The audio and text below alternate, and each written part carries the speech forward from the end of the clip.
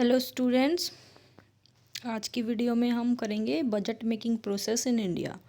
Last video में इसका जो पहला पार्ट था उसमें हमने समझा था बजट क्या होता है और उसके कौन कौन से कंपोनेंट्स होते हैं और क्या क्या उसके प्रिंसिपल्स होते हैं, उसके ऑब्जेक्टिव क्या होते हैं। ठीक है, तो अभी देखेंगे कि हम बजट कैसे बनाया जाता है इंडिया में। ठीक है, फिर कैसे इम्प्लीमेंट होता है, उसमें क्या क्या स्टेप हैं।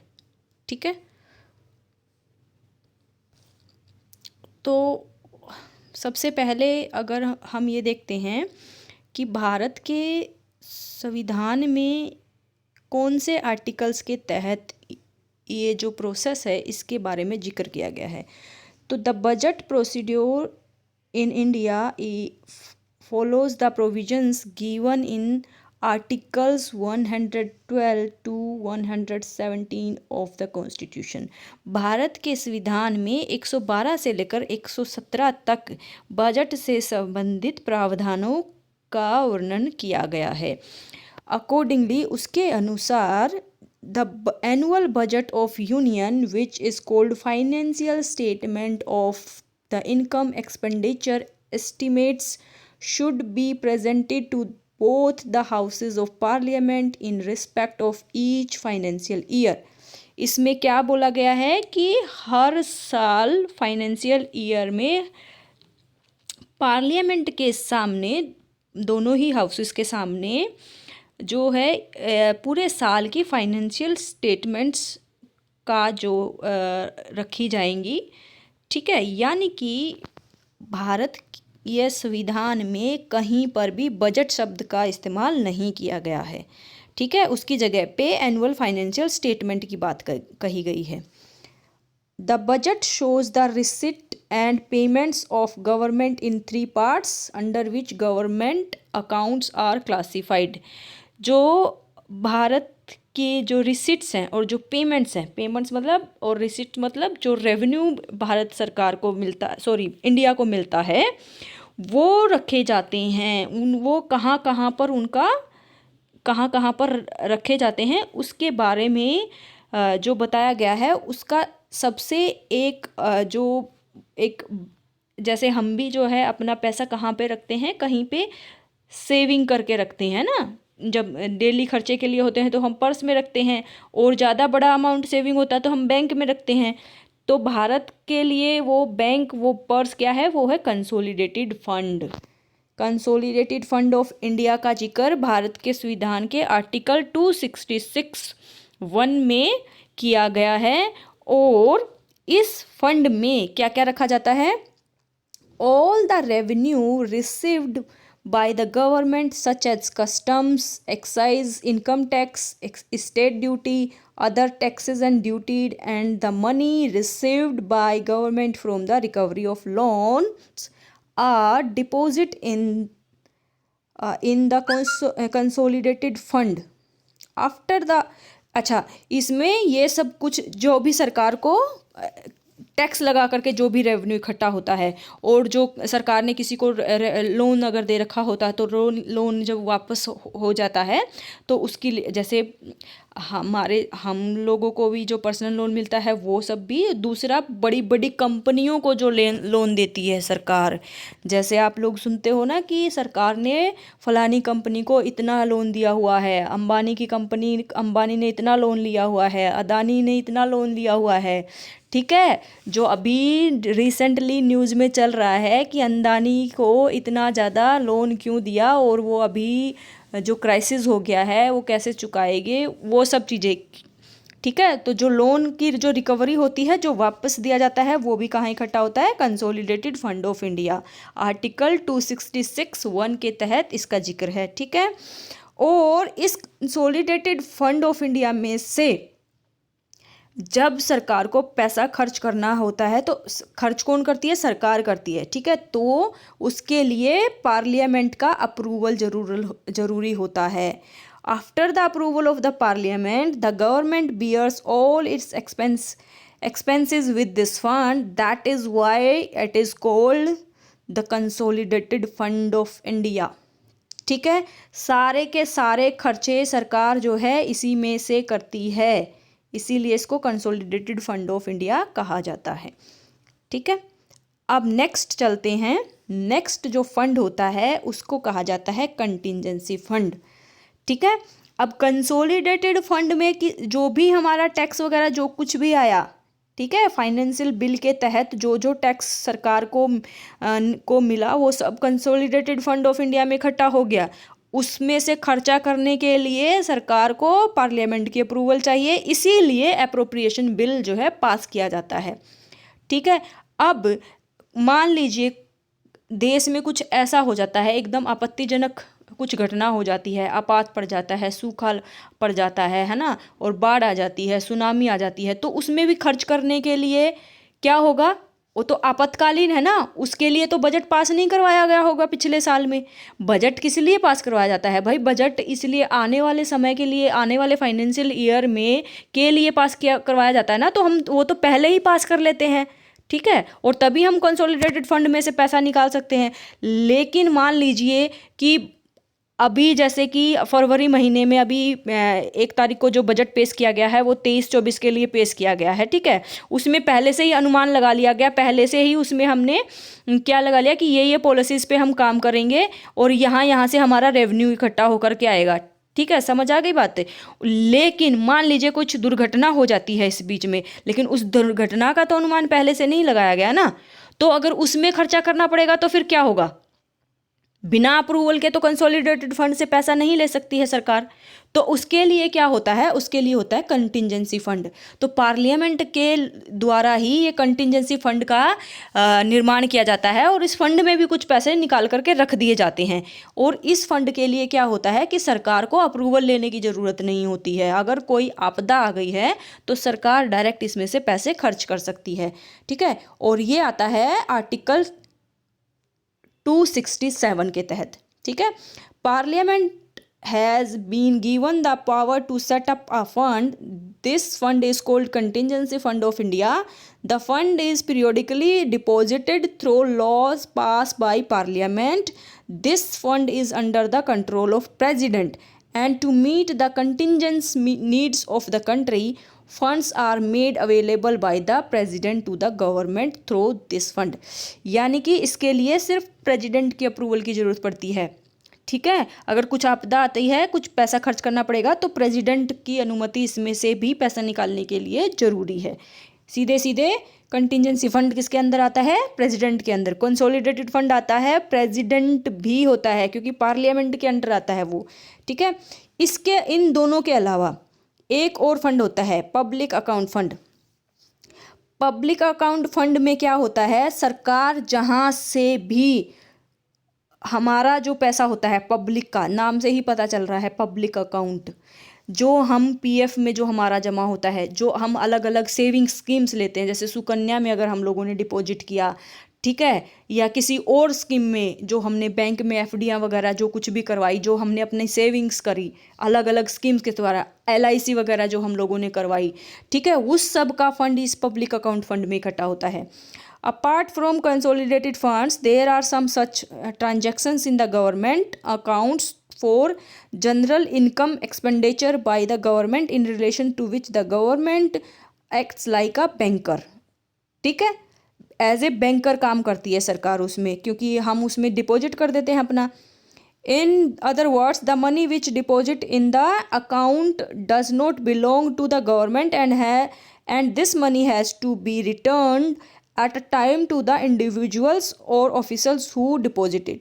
अगर इसमें क्या होता है, सरकार खर्च तो कर सकती है, लेकिन जब हमें पैसे की ज़रूरत होती है तो हम निकाल भी सकते हैं। हमारा सेविंग बैंक में अकाउंट है, हमने अपने पैसे वहाँ जमा किए, लेकिन जब हमें ज़रूरत होती है तो निकाल सकते हैं। लेकिन जब हमें ज़रूरत नहीं है, वो बैंक में ही पड़ा है, तो सरकार उसको इस्तेमाल कर सकती है। ठीक है, जैसे हम लोग कई बार 2 साल की, 1 साल की, 5 साल की एफडी वगैरह करवा सकते हैं, तो सरकार वो पहले से ही अनुमान लगा लेती है कि इतना पैसा हमारे पास ये डिपॉजिट हो गया, इसको 4-5 साल तक ये नहीं निकालेंगे, तो उस पैसे को ही ब्याज पे दे दिया या कुछ किसी चीज़ में जो सरकार का खर्चा हुआ उसमें इस्तेमाल कर लिया। ठीक है, Therefore, parliamentary approval is not required for payment from a public account. तो इसी के लिए जो है पब्लिक अकाउंट फंड से पैसा निकालने के लिए कोई किसी की भी परमिशन की ज़रूरत नहीं होती, ना प्रेसिडेंट की ना पार्लियामेंट की, ठीक है। इसके अलावा एक चीज़ होती है जो कि बजट में मेंशन होती है, वो है चार्ज्ड एक्सपेंडिचर। चार्ज्ड एक्सपेंडिचर क्या होता है? Sum of the items of expenditure under the constitution such as president's emoluments, the salary and allowances of the chairman of the Rajya Sabha, deputy chairman and the speaker, deputy speaker of Lok Sabha, and the salary and pension of judges of Supreme Court and auditor general, loans and interest received by government, payments etc. are made from the consolidated funds to comply with the payment and order of the court. इसका मतलब ये है कि जो ये पैसे, जैसे president की सैलरी अगर देनी हो या प्रेसिडेंट के लिए जो भी खर्चा होता है, ठीक है, और जो हमारे चेयरमैन है राज्यसभा के, जो डिप्टी चेयरमैन है, स्पीकर हैं, डिप्टी स्पीकर हैं लोकसभा के, इन सब के लिए भी की सैलरी वगैरह, और जो सुप्रीम कोर्ट के जज हैं उनकी सैलरी, उनकी पेंशन, ऑडिटर जनरल है ना, और इन सब की पेमेंट भी सरकार को करनी होती है, ठीक है। ये पैसा भी कहाँ से आता है? आता तो कंसोलिडेटेड फंड से है, लेकिन इसके लिए सरकार को इस पे बहस नहीं होती है, इस फंड में इस पे वोट नहीं होते हैं, इसमें पार्लियामेंट पे वोट नहीं डाले जाते। लेकिन जो बाकी के जो एक्सपेंडिचर होते हैं ना सरकार के लिए, उस पे वोट होता है, vote on demands for grants होता है उसमें। अभी हम आगे वाली स्लाइड्स में देखेंगे कि वो प्रोसेस क्या है, ठीक है। तो इसमें ये सैलरी सरकार को देनी ही होती है, तो ये भी बजट में शामिल होता है, ठीक है। The expenditure incurred from the consolidated fund is shown separately in budget. अलग से ये बजट में शो किया जाता है, जो मैंने अभी आपको बताया। अब हम देखते हैं कि बजट साइकिल क्या होता है, बजटिंग साइकिल क्या होता है, ठीक है। बजटिंग साइकिल और budget cycle refers to the steps और phases that a company needs to go through to come up with the budget. It is the life of budget starting from developing a budget to assessing it. Budget cycle क्या होता है? वो अलग अलग पायदान होते हैं जिनको फॉलो करके, वो अलग अलग स्टेप्स होते हैं जिनको फॉलो करके बजट की पूरी प्रोसेस पूरी होती है, बजट पास करने की प्रोसेस पूरी होती है, वो होता है बजट साइकिल, ठीक है। क्या इंपॉर्टेंस है इसकी? The budget cycle helps to control cost, assist the finance department in the preparation of reports and help management make more informed decisions. किस लिए किया जाता है ये बजट साइकिलिंग? क्यों स्टेप वाइज क्यों जाया जाता है? क्योंकि इससे क्या होता है, कॉस्ट कंट्रोल होती है अच्छे से, जो फाइनेंस डिपार्टमेंट है उसकी काफ़ी हद तक कि पर्टिकुलर स्टेप्स के थ्रू फॉलो किया जाएगा। पहले सर्कुलर निकाला जाएगा, फिर उन सबको बताया जाएगा, फिर वो लोग वापस आएंगे, फिर उसको कंपाइल किया जाएगा। इस तरह से पूरा का पूरा स्टेप वाइज होता है ये सारी चीज़ें, ठीक है। और उससे क्या होगा, फिर रिपोर्ट्स वगैरह तैयार होंगी, डिस्कशन होगा, फिर ग्रांट्स दिए जाएंगे, फिर उसको इनेक्ट किया जाएगा, है ना। ये सब चीज़ें हो करके फिर उसको इम्प्लीमेंट किया जाएगा, फिर ऑडिट किया जाएगा। तो इसीलिए ये पूरा का पूरा स्टेप्स को फॉलो करना बहुत ज़रूरी हो जाता है, ठीक है। अच्छे से मैनेजमेंट हो जाता है इससे। उसके बाद फेसेस ऑफ बजट, क्या क्या स्टेप्स होते हैं, क्या क्या उसके भाग होते हैं, ये देखते हैं, ठीक है। सबसे पहले होता है प्रिपेयरिंग एंड सबमिटिंग बजट्स। सबसे पहले बजट को प्रिपेयर किया जाएगा और सबमिट किया जाएगा। In this phase budgets are created by taking suggestions and recommendations of ground level employees. सबसे पहले नीचे से शुरुआत होती है, ठीक है। जो नीचे की, जैसे अगर इंडिया की ही बात करें तो फाइनेंस मिनिस्ट्री बाकी की मिनिस्ट्रीज़ के पास क्या भेजती है, सर्कुलर भेजती है।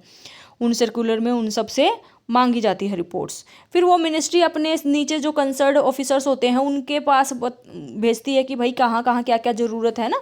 तो सब इसमें इन्वॉल्व होते हैं, ऊपर से लेकर नीचे तक के अधिकारी इसमें इन्वॉल्व होते हैं, क्योंकि इम्प्लीमेंट करने के लिए भी चैनल्स काम करते हैं अलग अलग। बड़ा अधिकारी, फिर उससे छोटा, फिर उससे छोटा, ठीक है। तो ज़रूरतों का भी उन्हीं को पता होगा। तो इसीलिए ग्राउंड लेवल्स पे सबसे पहले उनके सजेशंस मांगे जाते हैं, रिकमेंडेशंस मांगे जाते हैं। उसके बाद आ जाता है गेटिंग द बजट अप्रूवल। फिर बजट को जो है अप्रूव करवाने की बारी आ जाती है। The budgets are being approved after having extensive discussions on it by involving stakeholders. अलग अलग स्टेक होल्डर्स जो भी उससे कंसर्न्ड, जो जिसके लिए बजट बनाया जा रहा है, उन सबको एक साथ में उनके सारे के साथ डिस्कस किया जाता है और अप्रूव करवाया जाता है बजट। ठीक है। फिर execution of the budget. Execution का मतलब होता है कि उसको अप्रूव करवाने के बाद बजट को क्या करना, इम्प्लीमेंट करना।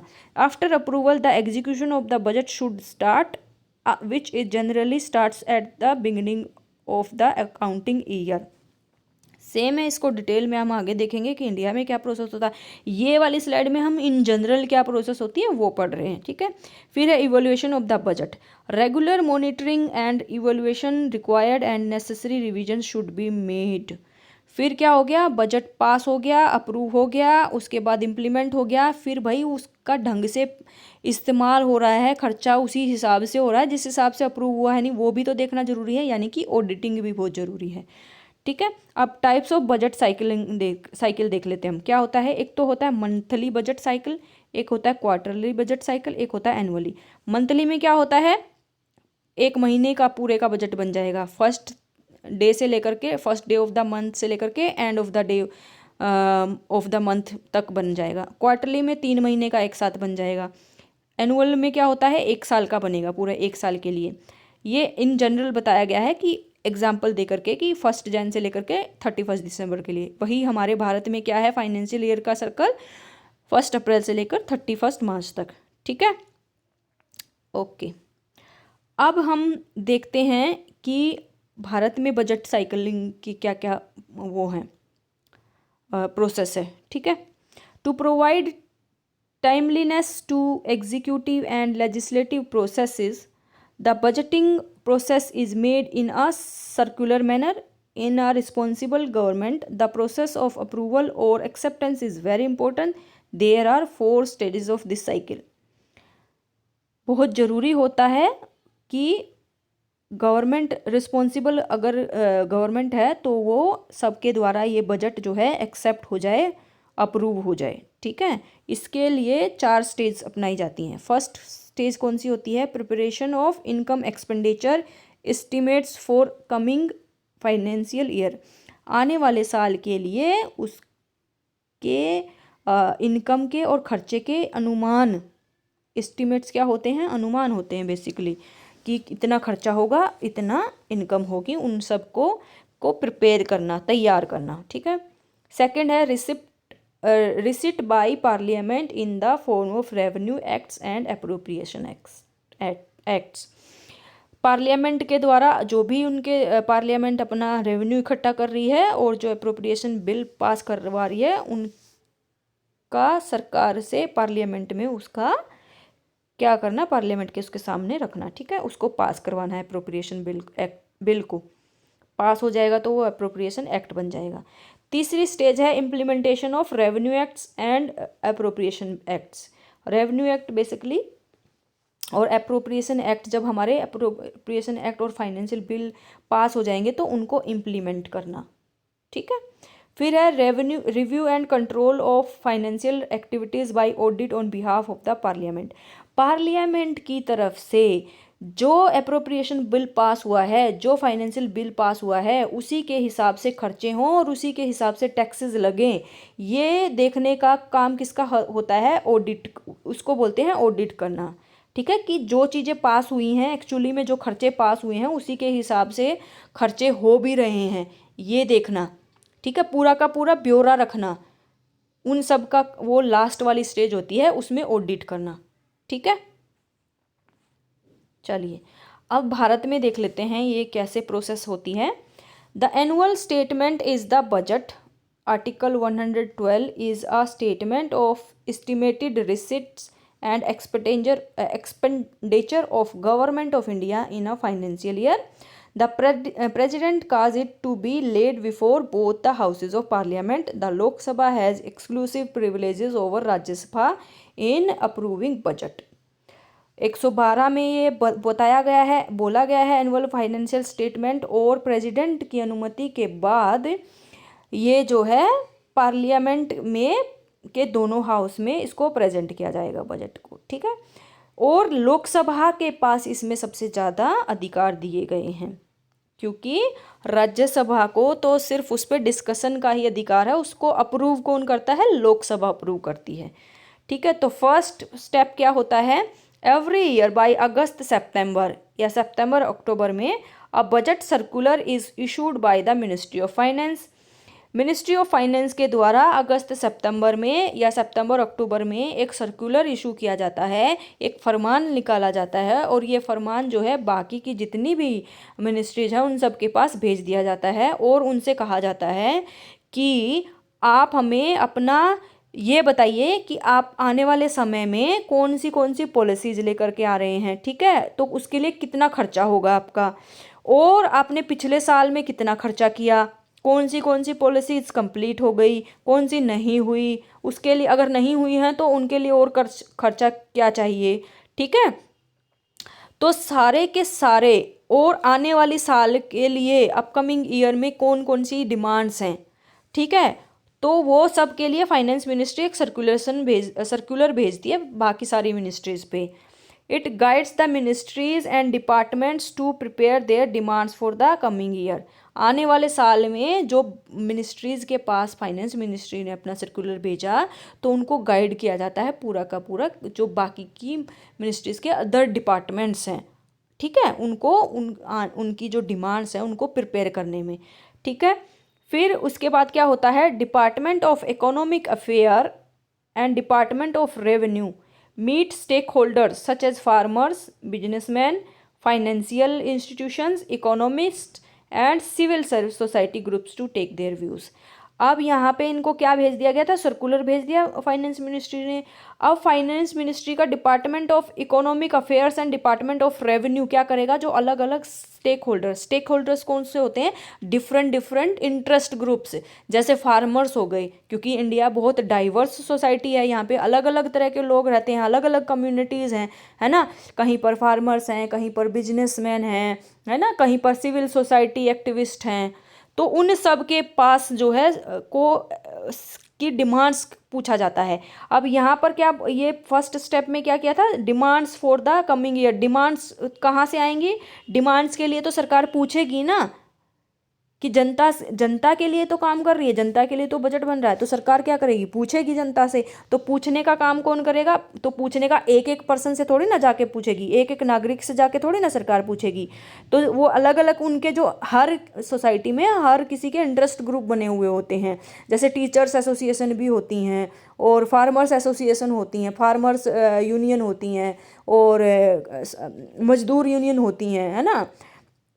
तो इन सब के जो है सरकार की जो ये जो इकोनॉमिक अफेयर और जो रेवेन्यू डिपार्टमेंट है ना, उनके अफसर उनसे जा कर उनके साथ मीटिंग करते हैं और पूछते हैं कि बताइए क्या डिमांड है, क्या ज़रूरत है इस साल हमें, किस पर ज़्यादा काम करने की ज़रूरत है, ठीक है। तो वो सब जा कर के पूछ करके फिर क्या होता है, budget division of the department of economic affairs complies the demands and prepares an estimate. अब ये जो डिपार्टमेंट ऑफ इकोनॉमिक अफेयर्स है ना, उसका बजट डिवीज़न जो होता है ना, वो क्या करता है, अब इकोनॉमिक अफेयर्स के अफसर गए, सारे स्टेक होल्डर से उनकी डिमांड्स ले ली, डिफरेंट इंटरेस्ट ग्रुप से, फिर उसके बाद जो है उनके बजट डिपार्टमेंट ने उन सबको एक साथ इकट्ठा कर लिया और फिर एस्टीमेट्स बना दिया, अनुमान बना दिया कि ये हम बजट में लाएंगे, ये डिमांड आई हैं, तो इन डिमांडों को देखते हुए हमारा इतना खर्चा होएगा, वो एक एस्टीमेट बना देते हैं, ठीक है। उसके बाद फिर क्या हो जाता है, उसके बाद ये होता है कि finance minister finalises the proposal after consultation with the finance ministry and prime minister. अब उसका जो, क्योंकि फाइनेंस मिनिस्ट्री का ही इकोनॉमिक अफेयर्स जो डिपार्टमेंट था और उसका जो बजट डिवीजन था, उसने सारे वो इकट्ठा किया, फिर वो सब क्या करेंगे, उसको जो फाइनेंस मिनिस्टर है उसको दिखाएंगे, मेन जो कंसर्न्ड अधिकारी जो हुआ, जो अथॉरिटी हुई, वो फाइनेंस मिनिस्टर हुआ। फिर फाइनेंस मिनिस्टर क्या करेगा, फाइनेंस मिनिस्ट्री में और प्राइम मिनिस्टर के साथ वो जो डिमांड्स आई थी जो उन्होंने प्रिपेयर किया एस्टिमेट्स, उनको दिखाएगा, उनका डिस्कस करेगा कि ये जो है डिमांड्स आई हैं इस साल के लिए, इन पे हमें काम करना है, तो इन पे बजट बनना है। ठीक है, वो फिर प्राइम मिनिस्टर से जब डिस्कस हो जाता है तो फिर वो जाता है प्रेसिडेंट के पास अप्रूवल के लिए कि हमें जो है क्या करना है, प्रेजेंट करना है, हमारा बजट बन के तैयार हो गया है। With the president's permission the finance minister presents the key features in the Lok Sabha in its budget session. फिर हमारा बजट सेशन हो जाता है, जैसे कि हमें पता ही है कि भारत में बजट सेशन कब से स्टार्ट हो जाता है, 1 फरवरी से स्टार्ट होगा हमारा। तो उस दिन प्रेजेंट करता है finance minister, finance budget speech देते हैं, और उस बजट स्पीच में जो है मेन जो जो उनकी सरकार आने वाले साल में पॉलिसीज लेकर के आने वाली हैं, किस ग्रुप ऑफ पीपल पे कितना खर्च होगा, किस सेक्टर में कितना खर्च किया जाएगा, एजुकेशन पे इतना, और जो है आपका बाकी की जो चीज़ें हैं उन पे कितना खर्च किया जाएगा, और कितना टैक्स लिया जाएगा।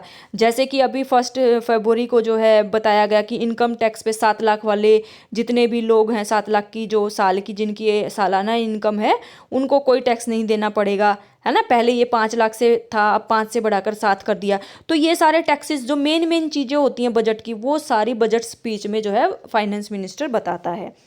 ठीक है, उसके बाद जब वो होता है, उसके बाद फिर क्या होता है कि इसको बजट स्पीच को जो जब प्रेजेंट किया, तो प्रेजेंट करने के बाद फिर जनरल डिस्कशन के लिए होता है इस पर।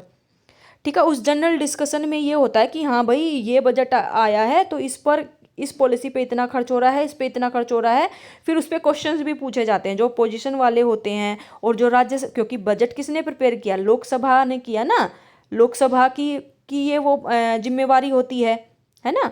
तो उसको फिर पार्लियामेंट में पेश किया, तो पार्लियामेंट में तो राज्यसभा भी आती है, तो राज्यसभा के पास भी बजट की कॉपियाँ जाती हैं। ठीक है, फिर उसके बारे में जनरल डिस्कशन होता है 4-5 दिन के लिए। After a general discussion the proposals are sent to the 24 departmental standing committee for detailed examination. पूरा डिस्कशन 4-5 दिन के लिए तो वहाँ होता है। फिर वो उसके बाद क्या होता है, 24 पार्लियामेंट की स्टैंडिंग कमेटी होती हैं, उनके पास भेज दिया जाता है कि भाई जरा देखो तो सही, जिन जिन चीज़ों ने, जहाँ जहाँ जिन जिन मिनिस्ट्री ने जो डिमांड मांगी हैं वो सही भी हैं या नहीं हैं, और इतना पैसा जिन्होंने मांगा है उतना ही खर्च होगा या नहीं होगा, या ज़्यादा लगेगा या कम लगेगा, क्या रहेगा पर इसको। तो ये जो डिपार्टमेंटल कमेटीज़ हैं ये क्या करती हैं, स्क्रूटनाइज करती हैं इसको, जो बजट बनाया गया है। ठीक है, उस पर चर्चा करती हैं, उसका विश्लेषण करते हैं कि सही बनाया गया है या नहीं, कुछ खराबी तो नहीं है। ठीक है, फिर उसके बाद the committees submit there reports. जब कमेटी, ये जो 24 कमेटी हैं, जब उसको अच्छे से विश्लेषण कर लेती हैं, फिर वो अपनी रिपोर्ट सबमिट करती हैं। ठीक है, जो कि which are prepared ministry wise prepare की गई होती है कि ये मिनिस्ट्री ने, हमने इसका देखा कि इस मिनिस्ट्री ने ये डिमांड की हुई है, दूसरी वाली मिनिस्ट्री ने ये डिमांड की हुई है, और इसमें ये कमियां हैं, ये इसकी खूबियां हैं। वो सब डिपार्टमेंटल कमेटीज जो हैं उसको वो करती हैं, विश्लेषण करती हैं। ठीक है, 26 days are allotted to vote on the demands for the grant. अब जब ये कमेटीज अपनी रिपोर्ट सबमिट कर देती हैं ना, उस पर होता है फिर vote on the demands for grants, कि भैया अब इस पर वोट करते हैं चलो, क्योंकि डेमोक्रेसी है, वोट तो होगी ही ना, तो उस पर वोट की जाती है कि इस पर चलो vote on the demands for the grants, कि ये ग्रांट हमें देनी है या नहीं देनी है, जो डिमांड्स पर्टिकुलर किसी मिनिस्ट्री ने मांगी है, तो उसके लिए फिर क्या होता है, vote on the demands for grant होता है। ठीक है, उसके बाद जो होता है, अगर पॉलिसीज़ को मानना है या नहीं मानना है, या किसी पॉलिसीज़ को खारिज करना है, तो उसके लिए फिर क्या करते हैं, जब वोटिंग होती है तो members vote on each proposal, they can move cut motion during this period. अगर इस दौरान कुछ मेंबर्स जो खुश नहीं है किसी पॉलिसी से, तो उसके खिलाफ जो है वोट कर सकते हैं, जिसको हम कट मोशन बोलते हैं।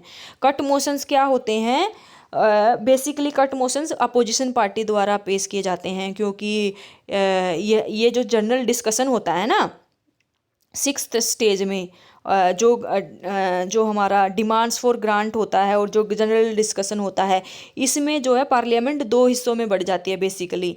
एक तो वो पार्टी जो सत्ता में है वो कहेगी अरे भाई इससे बढ़िया तो कोई बजट आ ही नहीं सकता, आज तक तो आया ही नहीं, हमने तो सारे ही सबके ही लोग, सारे पूरी मतलब जितने भी लोग हैं सबको ध्यान में रख करके बजट बनाया है, इतना बढ़िया बेहतरीन बजट है, बस पूछो ही मत।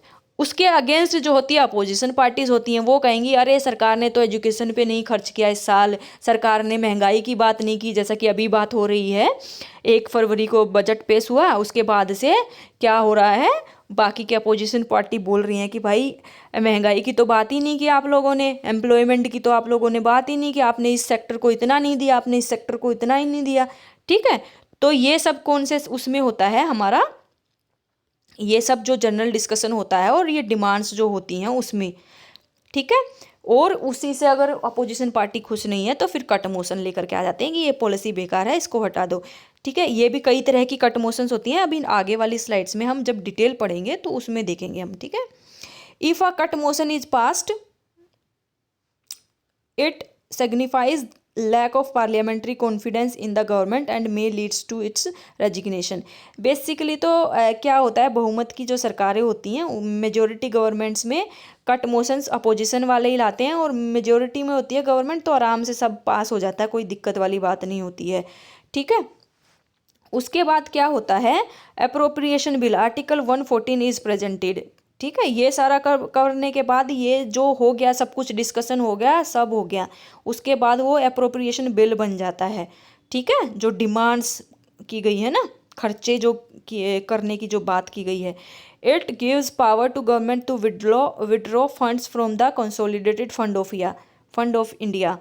No amendments to it can be moved, once approved it becomes the appropriation act, thus legalizing the expenditure side of the budget। ठीक है, फिर जब ये अप्रोप्रिएशन बिल पास हो गया, अप्रोप्रिएशन बिल्स क्या, सरकार की जो डिमांड्स हैं कि इतना खर्चा करेंगे हम, अगर वो पास हो गया तो वो क्या हो जाएगा, फिर अप्रोप्रिएशन एक्ट हो जाएगा। After the demands are passed they are consolidated into an appropriation bill. जब ये यहाँ पर ये 7वें तक स्टेज तक पहुँच करके जो डिमांड्स अगर पास हो गई ना, फिर वो अप्रोप्रिएशन बिल हो जाता है। ठीक है, अप्रोप्रिएशन बिल अगर पास हो गया तो वो अप्रोप्रिएशन एक्ट हो गया, एक्ट बन गया तो क्या हो गया, सरकार को मिल गई परमिशन क्या करने की, खर्चा करने की। कहाँ से, कंसोलिडेटेड फंड ऑफ इंडिया में से पैसे निकालने की अनुमति मिल जाती है। ठीक है, इसके बाद होता है फिर finance bill. Finance bill is introduce to give effect to the financial proposals of government for the following years. और इसमें फाइनेंस बिल में क्या होता है, अब हमने खर्चे तो पास करवा लिए, अप्रोप्रिएशन बिल तो पास करवा लिया, अप्रोप्रिएशन बिल हमारा अप्रोप्रिएशन एक्ट बन गया, लेकिन अब उसको खर्च करने के लिए पैसे भी तो चाहिए, खाली खर्चा ही थोड़ी पास करवाना है। तो उसके लिए हमें पैसे लेने के लिए क्या करना पड़ता है, फाइनेंस बिल इंट्रोड्यूस करती है लोकसभा।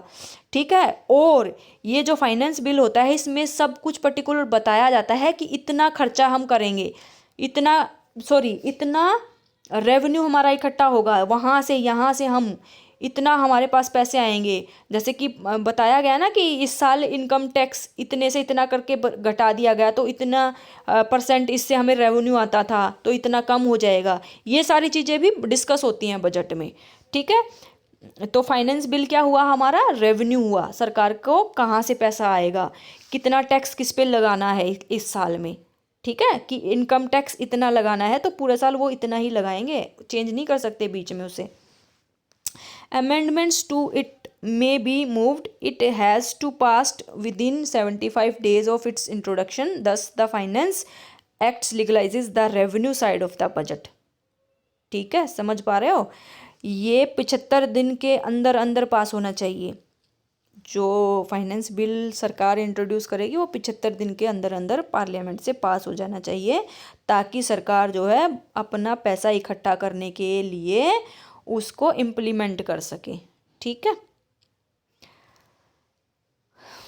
अब देखते हैं कि भारत में कैसे बजट प्रिपेयर किया जाता है। तो budget formulation process in India begins formally during सितंबर अक्टूबर या अगस्त सितंबर से ही स्टार्ट हो जाती है, 6 month before the presentation of the budget, क्योंकि कब प्रेजेंट होता है बजट, फरवरी में। On the receipt of circular from the Ministry of Finance. According to the budget and accounting classification, the budget estimates prepared by ministries and departments are analyzed by financial advisor concerned. पहले ही भी जैसे हमने आगे अभी discuss किया ही है कि finance ministry एक सर्कुलेशन भेज देती है सारी मिनिस्ट्रीज़ के पास, फिर उनके से मांगती है, उनसे ब्यौरा मांगती है कि आने वाले साल में आप कितना खर्च करेंगे बता दीजिए हमें, ताकि हम उसी हिसाब से आपको पैसे अलॉट कर दें। ठीक है, और उनके फिर उनको जो गाइड करती है फाइनेंस मिनिस्ट्री, उनके जो अलग अलग डिपार्टमेंट्स होते हैं, किसके देख रेख में, फाइनेंशियल एडवाइज़र्स होते हैं, अलग अलग मिनिस्ट्री के अलग अलग फाइनेंशियल एडवाइज़र्स होते हैं, उन सब के तहत, उन सब के चलते हुए क्या किया जाता है, बजट प्रिपेयर किया जाता है। ठीक है, the plan of items of union budget and are finalised in consultation with the Niti Aayog are based on the annual plan.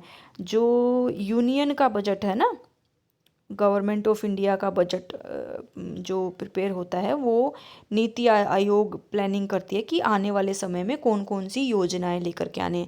NITI Aayog का पहले नाम क्या था, प्लानिंग कमीशन। ठीक है, अभी नीति आयोग उसका चेंज करके नीति आयोग नाम कर दिया गया है। ठीक है, वो एनुअल प्लान करती है, पूरे साल के प्लानिंग करती है।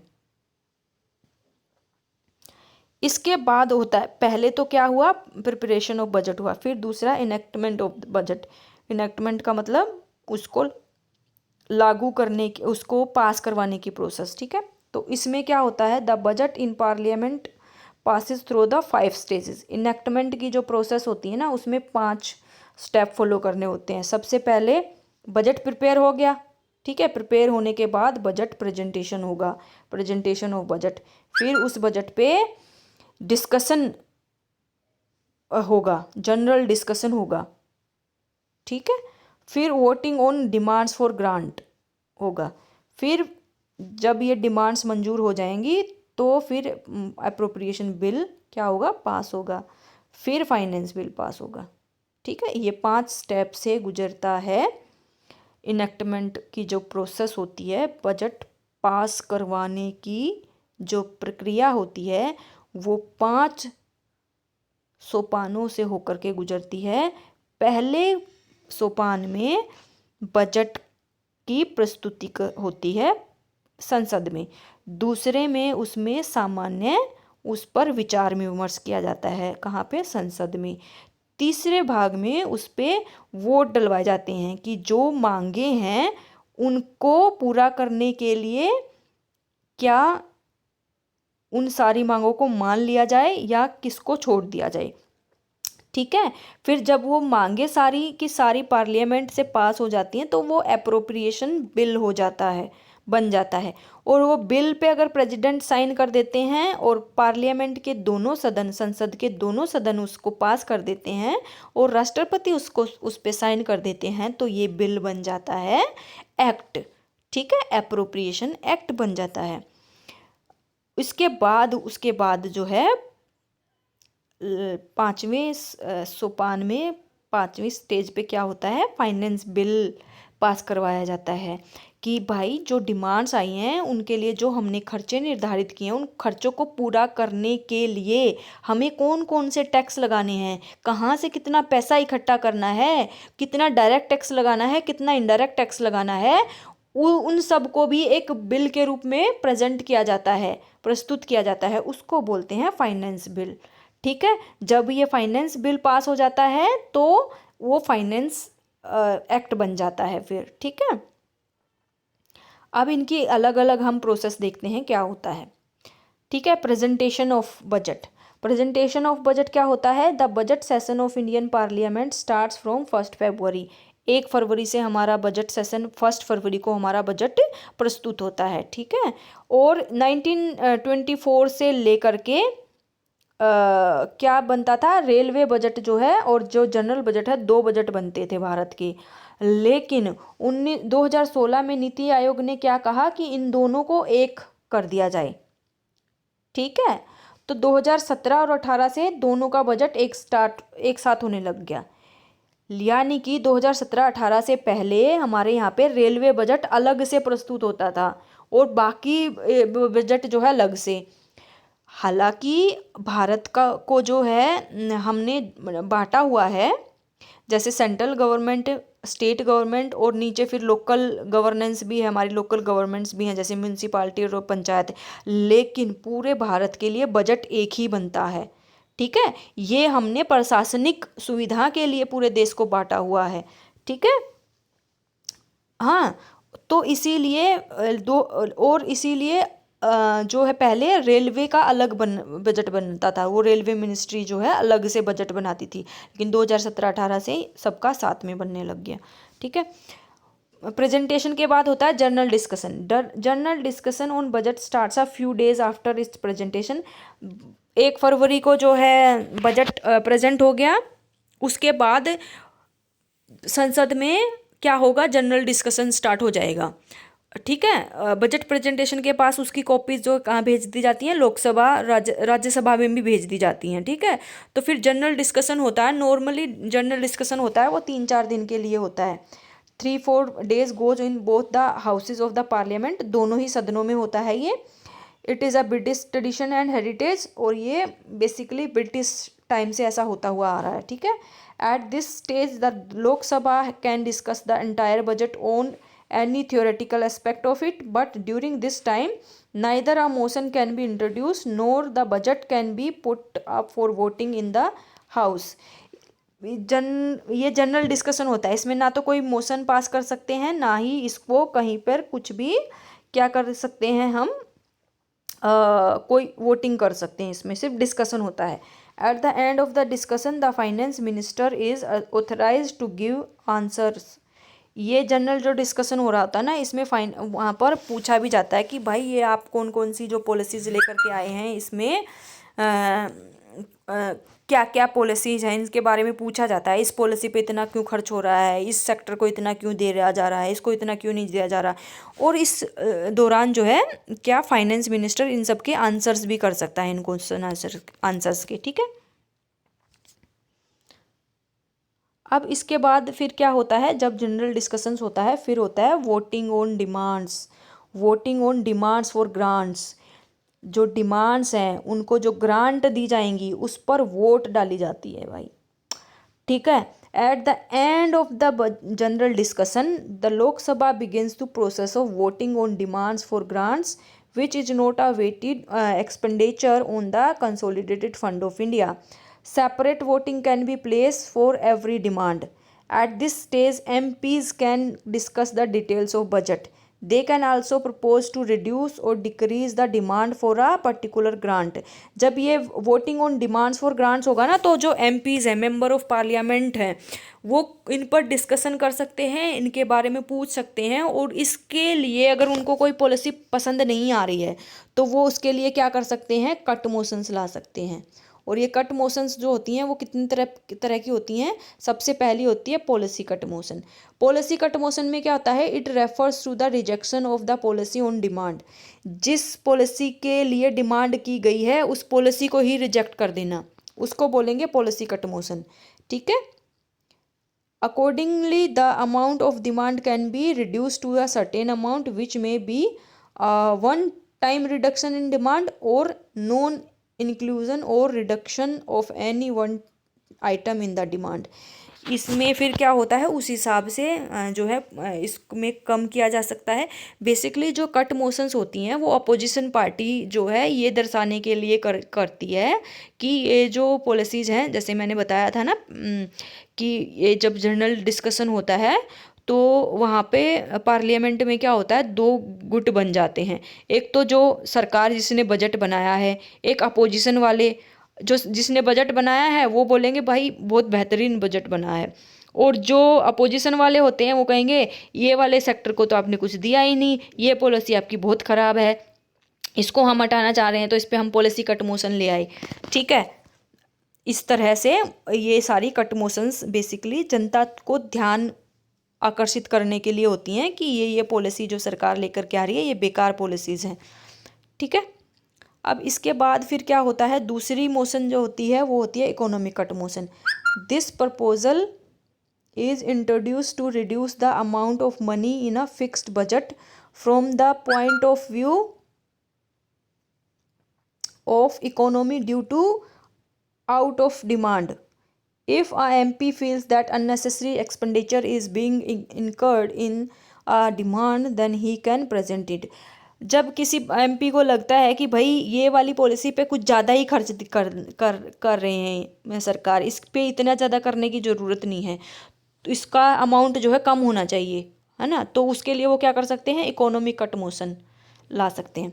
फिर होता है टोकन कट मोशन, तीसरी तरह की जो कट मोशन होती है। It brings fourth the complain problem with etch under the jurisdiction of government of India.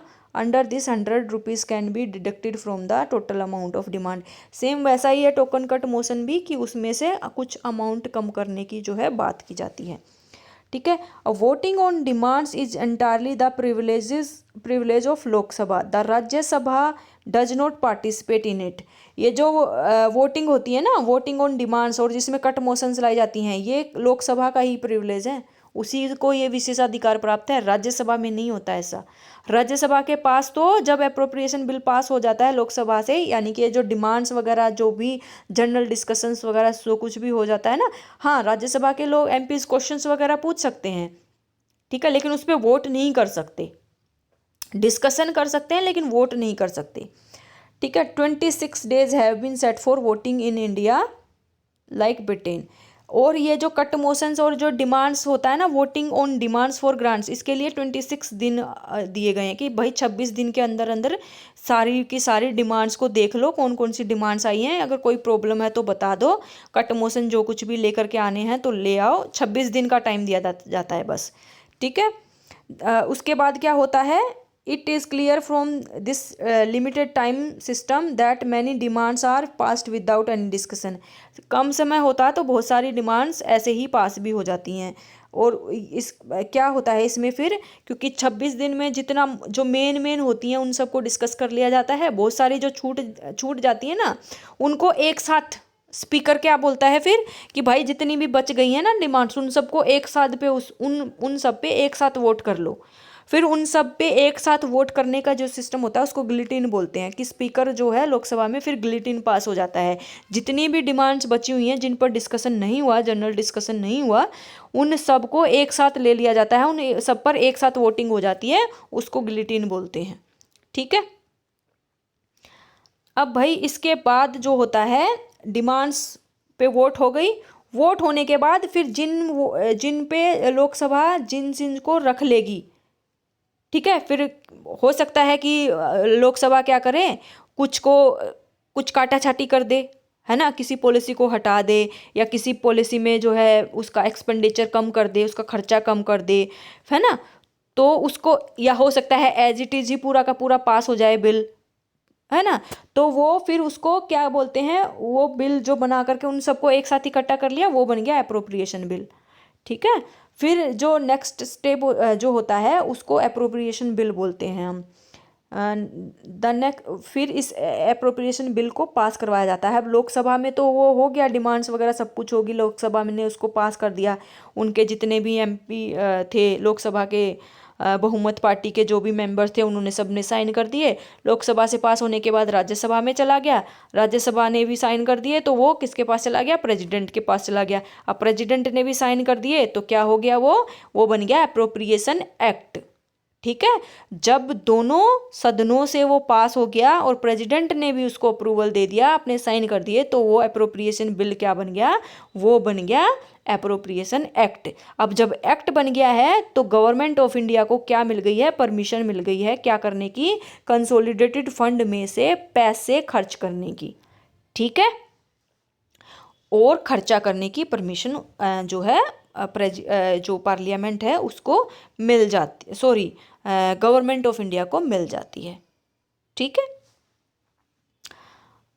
तो इसमें क्या होता है, according to article 114 of the constitution, no money shall be withdrawn from the consolidated fund of India without appropriation by law.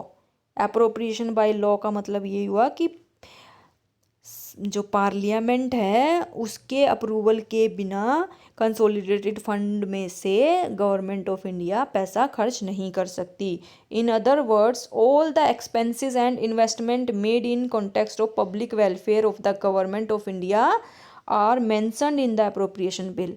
सरकार जो भी समाज के कल्याण के लिए, वेलफेयर, जो उसके कल्याण के लिए पैसा, पॉलिसीज क्यों लेकर के आ रही है, कोई भी प्रोग्राम क्यों चालू कर रही है सरकार, अपनी जनता की जो भी डिमांड्स है उनको पूरा करने के लिए, उनका कल्याण करने के लिए, वेलफेयर करने के लिए, है ना। तो उनमें जब तक जो उन सबको अप्रोप्रिएशन बिल में मेंशन करना पड़ेगा और अप्रूव करवाना पड़ेगा उन सबको कि हमें ये पॉलिसी लेकर के आनी है, इनमें इतना खर्चा चाहिएगा, ये खर्चे को पास करवाना पड़ेगा, तभी वहाँ से कंसोलिडेटेड फंड ऑफ इंडिया में से उनको पैसे मिलेंगे। ठीक है। Hence, the appropriation bill has introduced so the funds can be withdrawn from the consolidated fund of India for the grant and charge expenditure sanctions by the Lok Sabha। ठीक है, तभी जो है वहाँ से पैसे मिलेंगे खर्च करने के लिए, यही बात है इसमें। The appropriation bill after the ascent of the president, जब प्रेजिडेंट उस पर अपने मोहर लगा देते हैं, बिकम्स एन अप्रोप्रिएशन एक्ट। ठीक है। The act legalizes the payments to the consolidated fund। ये एक्ट ही उनको कानूनी अधिकार देता है गवर्नमेंट ऑफ इंडिया को खर्चा करने के लिए। This means that until the appropriation bill becomes an act, the government can not withdraw any kind of money from the consolidated fund of India. बिना इसके अप्रूवल के government of India consolidated fund में से पैसा नहीं निकाल सकती। अब इसके बाद जो है सरकार ने अपना खर्चे के लिए तो पास करवा लिया, अब खर्चे तो पास करवा लिए कि हम यहाँ यहाँ ये खर्चा करेंगे, लेकिन उस खर्चे के लिए पैसे भी तो आने चाहिए, तो उसके लिए सरकार क्या करेगी, उसके लिए सरकार टैक्स लगाएगी। अब किस चीज़ पे कितना टैक्स लगाना है, ठीक है, तो ये खर्चे के लिए पैसा लेने के लिए सरकार क्या करेगी, टैक्स लगवाएगी। ठीक है, उसके लिए भी सरकार पूरा मेंशन करती है, उसके लिए भी एक बिल बनाती है कि हम यहाँ से खर्चा लेंगे, इस पर इतना टैक्स लगाया जाएगा, इस पर्टिकुलर पे वहाँ से हम इतना टैक्स लेंगे और इतना पैसा हमारे पास फिर इकट्ठा होगा, फिर उतने टैक्स में से हम क्या करेंगे, वो खर्चा करेंगे फिर उसमें से। ठीक है। The financial bill contains financial approvals of the government for the next year, आने वाले साल के लिए ही। The details of various taxes, fees, है ना, जो भी फीस वगैरह, टैक्स वगैरह जो कुछ भी सरकार लगाएगी, government of India are given in the financial bill में पूरा का पूरा वो मेंशन करेगी। Financial bill under the rule of 219 of the Lok Sabha means a bill which is introduced for the purpose of implementation of financial proposals by Government of India for the coming financial year and a bill to implement the supplementary financial proposal for any period is included। ठीक है, ये जो financial bill है वो लोकसभा के rule number 219 में आता है।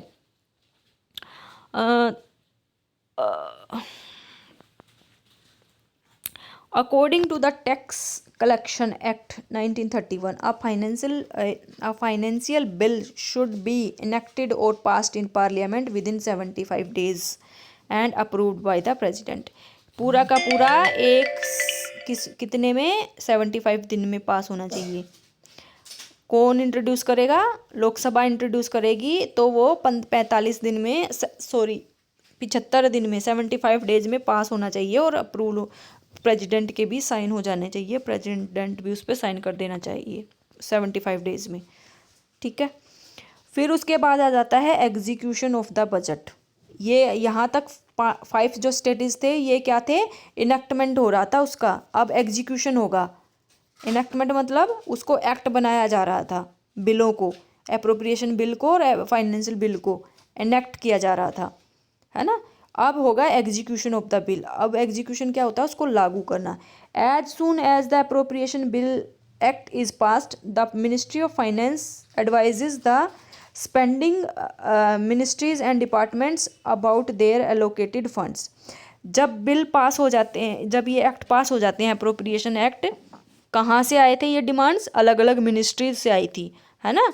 तो उनको बता दिया जाता है कि भाई आपने ये जो डिमांड की थी ये उसमें से इतनी इतनी पास कर दी हैं पार्लियामेंट ने, तो आपको उतना उतना फिर खर्चा उस हिसाब से मिल जाएगा, ठीक है।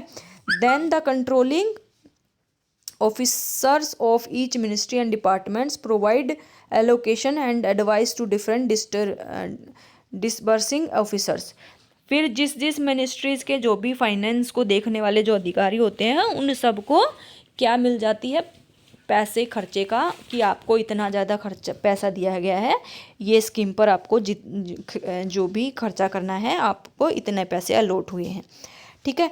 The department of revenue in ministry of finance controls and supervises the system of collection of direct and indirect taxes.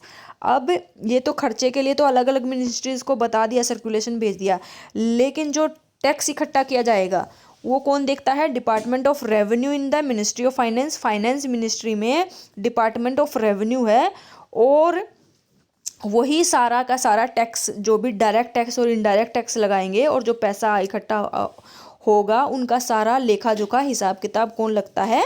Department of revenue. This control is maintained by the central board of direct taxes and central board of indirect taxes. अब department of revenue में भी central board of direct taxes है कि direct taxes से जो भी revenue वगैरह आएगा वो central board of direct taxes देखेगा, और जो इनडायरेक्ट टैक्सेस से रेवेन्यू आएगा उसका सारा हिसाब किताब कौन रखेगा? Central board of indirect taxes रखेगा, ठीक है। अब इसके बाद क्या होता है? सब कुछ हो गया, अप्रोप्रिएशन एक्ट पास हो गया, फाइनेंशियल बिल पास हो गया, सब कुछ सरकार को बता दिया कि आपको इतना इतना, मिनिस्ट्रीज को बता दिया आपको इतना पैसा मिला है खर्च करने के लिए, आपको इतना पैसा मिला है खर्च करने के लिए।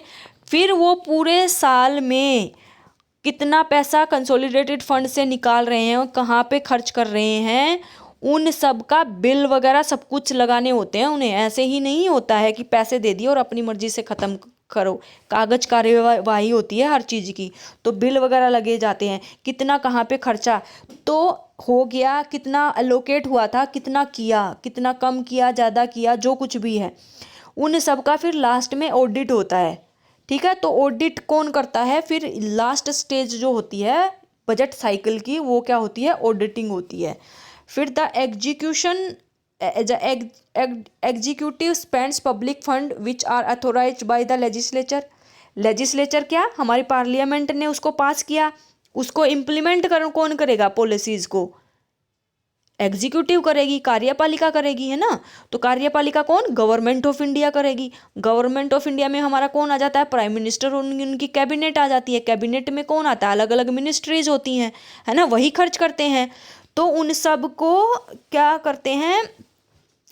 फिर the government conducts an audit of public expenditure by an independent agency to determine its liability to the parliament. अब पार्लियामेंट ने जब ये पास किया है, इतना खर्चा हम दे रहे हैं और एग्जीक्यूटिव उसको खर्च करेगी, इम्प्लीमेंट करेगी, तो अब पार्लियामेंट ये भी तो देखेगी ना कि खर्चा आप उसी हिसाब से कर रहे हो ना जिस हिसाब से हमने पास किया था। तो उसको देखने के लिए सरकार ने, पार्लियामेंट ने एक अलग ही जो है एजेंसी बनाई हुई है जिसको हम बोलते हैं controller and auditor general of India. और ये क्या होता है? ये कॉन्स्टिट्यूशन ने ही ये बना रखी है एजेंसी कि पूरा का पूरा पार्लियामेंट ने जो बिल अप्रोप्रिएशन एक्ट जो पास किया और जो फाइनेंस बिल जो पास किया उसी के हिसाब से गवर्नमेंट ऑफ इंडिया काम कर रही है या नहीं कर रही, एग्जीक्यूटिव उसी के हिसाब से पॉलिसीज़ बना रही है या नहीं बना रही है, उतना खर्चा हो रहा है या नहीं हो रहा है। तो उन सब का लेखा जोखा फिर रखने के लिए क्या बनाया गया है? एक एजेंसी है जिसका नाम है controller and auditor general of India, Bharat के महालेखा नियंत्रक एवं परीक्षक हिंदी में इसको बोलते हैं, ठीक है। It is his duty to ensure that the allocation of funds to various agencies of the government is done by law, rules, orders and procedure to governing such expenditure have been followed. The value of money spent has been received and such transactions, कि वही जो rules and regulations के हिसाब से ही खर्चा हो, ठीक है। The documents of the loan have been kept compiled and submitted to the competent authority. This is the last phase of budget cycle. सारे के सारे बजट जो भी खर्चे हुए हैं उनके क्या किए जाते हैं, बिल्स वगैरह सब कुछ यहाँ पर सबमिट किए जाते हैं। कंट्रोलर जो है एंड ऑडिटर जनरल का जो ऑफिस होता है वो उन सब का ध्यान रखता है कि ये वाली मिनिस्ट्री के इतना पैसा एलोकेट हुआ था, उसने वहाँ वहाँ खर्च कर दिया, अच्छा उन्होंने ये बिल लगा दिए हैं कि वहाँ वहाँ पे खर्चा हुआ था। ठीक है, तो ये सारा काम देखने का काम, ऑडिट करने का काम क्या होता है, पार्लियामेंट की तरफ से कौन करता है, controller and auditor general of India. ठीक है, आई होप आप लोगों को वीडियो में पूरा का पूरा बजट प्रोसेस जो है भारत की वो समझ में आ गई होगी। नहीं समझ में आई है तो वीडियो में आप कमेंट कर सकते हैं, पूछ सकते हो। ठीक है, और जो पार्ट अगर समझ में नहीं आया है उस पर अलग से भी वीडियो आगे बनाई जा सकती है।